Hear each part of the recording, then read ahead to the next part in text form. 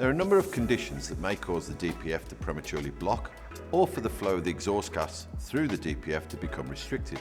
The DPF is designed to capture soot particles that are in the exhaust gas, and over time these particles will build up in the DPF.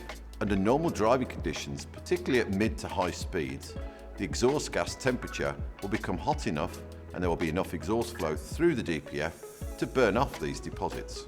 This is known as a regeneration cycle. To help increase the exhaust gas temperature, the engine management system may also inject a small amount of fuel into the exhaust cycle.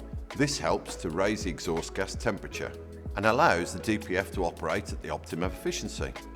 If for some reason the cycle stops prematurely, as an example, you may arrive at your destination, some of that extra fuel that has been injected into the combustion chamber can enter into the oil sump and can cause fuel dilution.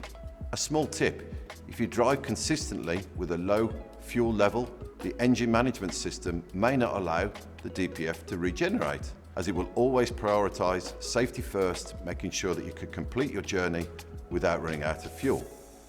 If you mainly make short journeys, then it will become more difficult for the DPF to carry out this regeneration correctly. You may find that you need to do some longer journeys to allow the system to work as it was designed to do.